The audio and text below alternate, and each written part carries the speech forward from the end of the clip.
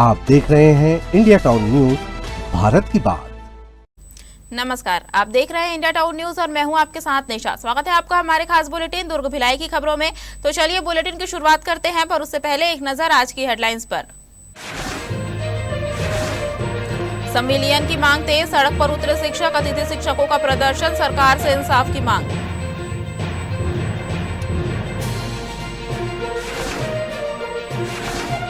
एक एपीके और 4 लाख पार, पुलिस ने गुजरात से दबोचे साइबर ठगी के 2 शातिर, ऑनलाइन ठगी के अंतर्राज्यीय गिरोह पर कार्रवाई।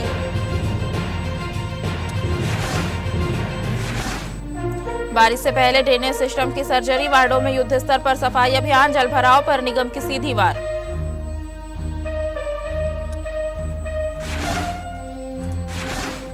चार किलो से ज्यादा गांजा जब्त, ग्राहक का इंतजार कर रहे थे आरोपी, पुलिस ने धर दबोचा।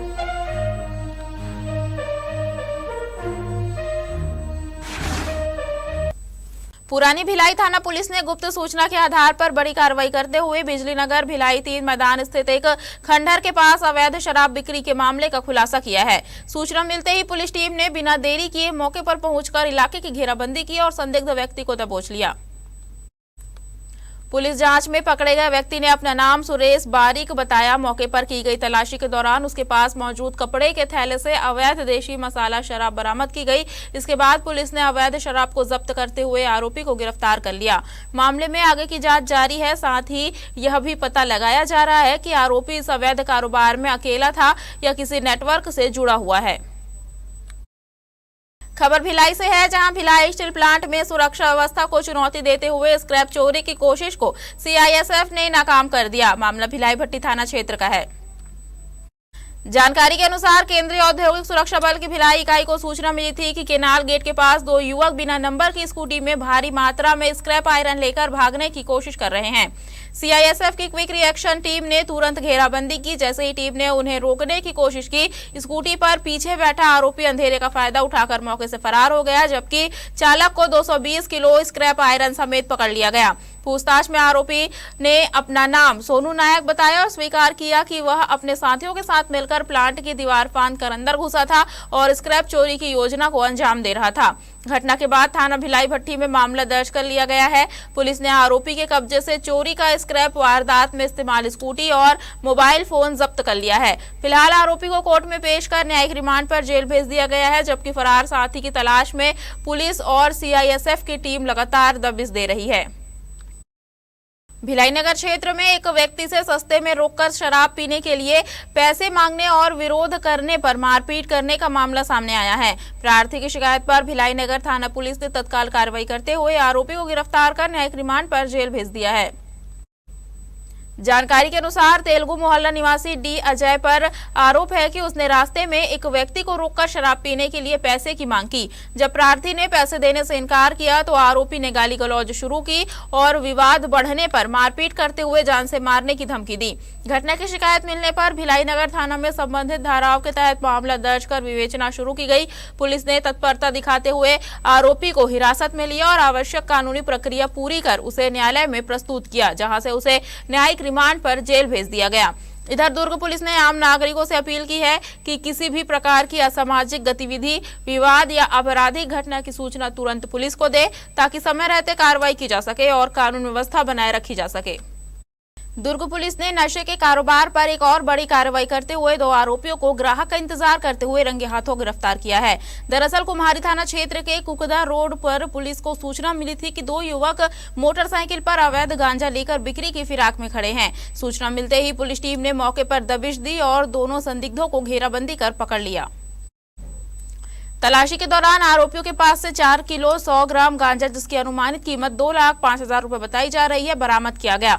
इसके अलावा एक मोटरसाइकिल, एक आईफोन और 20,000 रुपए नकद भी जब्त किए गए। पूछताछ में आरोपियों ने गांजा बिक्री के लिए ग्राहक का इंतजार करना स्वीकार किया।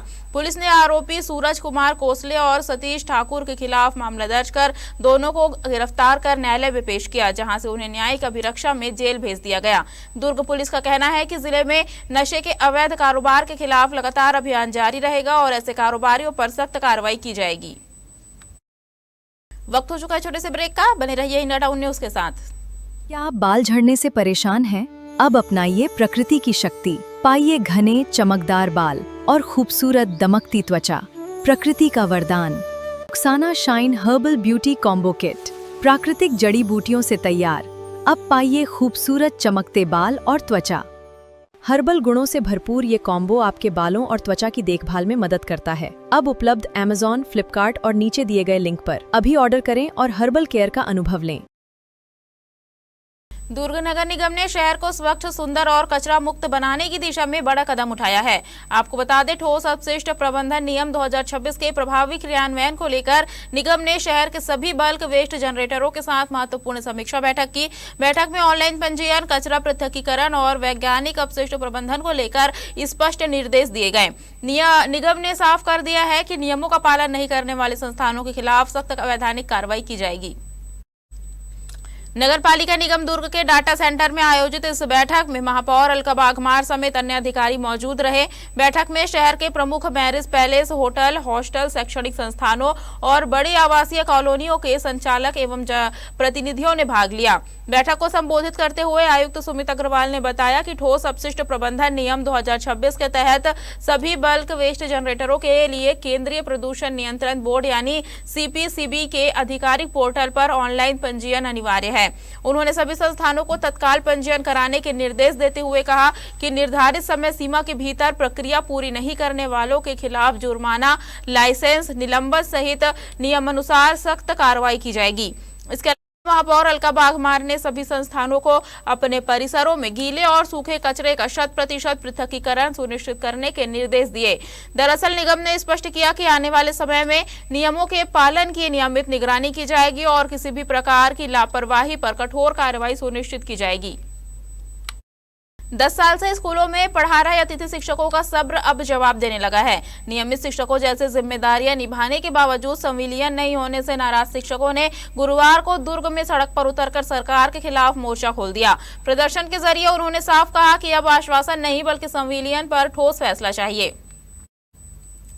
दुर्ग में प्रांतीय अतिथि शिक्षक संघ के बैनर तले बड़ी संख्या में अतिथि शिक्षक धरना प्रदर्शन में शामिल हुए। हाथों में तख्तियां और मांगों से जुड़े नारे लेकर पहुंचे शिक्षकों ने सरकार का ध्यान अपनी ओर खींचने की कोशिश की। उनका कहना है कि वर्षों से शिक्षा व्यवस्था की जिम्मेदारी संभालने के बावजूद उन्हें स्थायी कर्मचारियों जैसा दर्जा नहीं मिला है। प्रदर्शन कर रहे शिक्षकों का कहना है कि वर्ष 2015-16 से वे स्कूल शिक्षा विभाग में व्याख्याता के स्वीकृत पदों पर सेवाएं दे रहे हैं।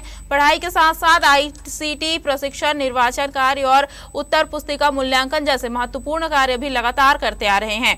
इसके बावजूद संविलियन नहीं होने से वे खुद को उपेक्षित महसूस कर रहे हैं। अतिथि शिक्षकों ने सरकार से मांग की है कि लंबे समय से सेवा दे रहे सभी राज्य अतिथि शिक्षकों का शिक्षा विभाग में जल्द से जल्द संविलियन किया जाए। उनका कहना है कि अगर उनकी मांगों पर जल्द निर्णय नहीं लिया गया तो आने वाले दिनों में आंदोलन को और व्यापक रूप दिया जाएगा। मुख्य मांग संविलियन की है, क्योंकि हम लोग आज 10 साल हो गया है, ये 11वां साल है हमारा, और लगातार हम लोग आदिवासी अंचल क्षेत्र में, नक्सल प्रभावित क्षेत्र में अपनी सेवाएं दे रहे हैं। पर शासन की तरफ से कोई भी सकारात्मक प्रक्रिया अभी तक नहीं हुई है, तो हम लोग वही संविलियन की ही मांग लेकर के आज यहाँ पर उपस्थित हुए हैं। अनिश्चितकालीन आंदोलन का आगाज छत्तीसगढ़ विद्यामितान अतिथि शिक्षक कल्याण संघ के द्वारा हुआ है। हमारा जो मुख्य मांग है, जो समान काम समान वेतन नियमितीकरण की मांग है। हम लोगों जो 10 वर्ष से उस बिहड़ क्षेत्र आदिवासी अंचल में, बस्तर सरगुजा जैसे क्षेत्रों में हम लोग शिक्षा का दीप जला रहे हैं, बच्चों का भविष्य बना रहे हैं, परंतु आज तक हमारा भविष्य नहीं बन पाया है। इसलिए हम लोग आज द्रवित होकर के, दुखित होकर के शिक्षा मंत्री जी के निवास जो दुर्ग है वहीं पे आकर के हम लोग हड़ताल कर रहे हैं। बार बार निवेदन कर रहे हैं, प्रार्थना कर रहे हैं शिक्षा मंत्री जी से। हम लोगों का भविष्य अधर में है। आपसे निवेदन है कि हमारे भविष्य को सुधारने की आप अपार कृपा करें। आज 1650 अतिथि शिक्षक द्रवित हैं, उसके परिवार को आप एक अच्छा मौका दे करके हम लोग का जिंदगी बना सकते हैं। सिर्फ एक APK फाइल डाउनलोड करना भिलाई के एक व्यक्ति को लाखों रुपए का नुकसान पहुंचा गया। लेकिन साइबर अपराधियों की चाल ज्यादा देर नहीं चल सकी। तकनीकी जांच और डिजिटल ट्रेल के सहारे भिलाई नगर पुलिस ने गुजरात तक पहुंचकर अंतर्राज्यीय साइबर ठगी गिरोह के 2 सदस्यों को गिरफ्तार कर लिया है। आरोपियों के कब्जे से घटना में इस्तेमाल मोबाइल फोन, इलेक्ट्रॉनिक डिवाइस और अन्य डिजिटल साक्ष्य भी जब्त किए गए हैं। दरअसल मामला भिलाई नगर थाना क्षेत्र का है, जहां सेक्टर 5 निवासी संजय झा के व्हाट्सएप पर एक अज्ञात नंबर से एपीके फाइल भेजी गई। फाइल डाउनलोड और इंस्टॉल करते ही मोबाइल पर आने वाले ओटीपी और बैंक संबंधित संदेश स्वतः दूसरे नंबर पर फॉरवर्ड होने लगे। कुछ ही देर में उनके बैंक खाते से 4,02,728 रुपए की ऑनलाइन ठगी कर ली गई। शिकायत मिलते ही भिलाई नगर पुलिस ने मामला दर्ज कर साइबर सेल की मदद से बारीकी से जाँच शुरू की। तकनीकी विश्लेषण के दौरान आरोपियों की लोकेशन गुजरात में मिली, जिसके बाद पुलिस टीम ने वहां दबिश देकर दोनों आरोपियों को गिरफ्तार कर लिया। गिरफ्तार आरोपियों की पहचान अच्छे लाल यादव और जोखन प्रसाद यादव के रूप में हुई है। फिलहाल आरोपियों को ट्रांजिट रिमांड पर दुर्ग लाकर न्यायालय में पेश किया गया है। मानसून की दस्तक से पहले भिलाई नगर निगम ने जल भराव के खिलाफ मोर्चा खोल दिया है। आपको बता दें, जिन वार्डों में हर साल बारिश के दौरान सड़कें तालाब बन जाती थी, वहां इस बार पहले से ही नालियों की सफाई, चौक पॉइंट खोलने और वर्षा जल निकासी व्यवस्था को दुरुस्त करने का काम तेजी से किया जा रहा है। निगम का दावा है कि इस अभियान से बारिश के दौरान नागरिकों को जल भराव और आवागमन की परेशानी से काफी राहत मिलेगी। निगम आयुक्त राजीव कुमार पांडे के निर्देश पर जोन 2 वैशाली नगर की टीम ने ऐसे सभी संवेदनशील स्थानों की पहचान की है, जहां पिछले वर्षों में पानी भरने की समस्या सामने आई थी। इन इलाकों में बंद नालियों के चौक पॉइंट खोले जा रहे हैं, ताकि बारिश का पानी बिना रुकावट मुख्य नालियों तक पहुंच सके। जहां प्राकृतिक जल निकासी बाधित है, वहां अस्थायी रेनगेट यानी कच्ची नालियां बनाकर पानी के बहाव का रास्ता तैयार किया जा रहा है। निगम अधिकारियों का कहना है कि अभियान की नियमित मॉनिटरिंग की जा रही है। जरूरत के मुताबिक अतिरिक्त श्रमिक और संसाधन भी लगाए जा रहे हैं, ताकि मानसून के दौरान शहर में जल भराव की स्थिति न बने और लोगों को राहत मिल सके। हमारे खास बुलेटिन दुर्ग भिलाई की खबरों में फिलहाल इतना ही। अब मुझे दीजिए इजाजत और आप देखते रहिए इंडिया टाउन न्यूज, भारत की बात। नमस्कार। आप देख रहे हैं इंडिया टाउन न्यूज, भारत की बात।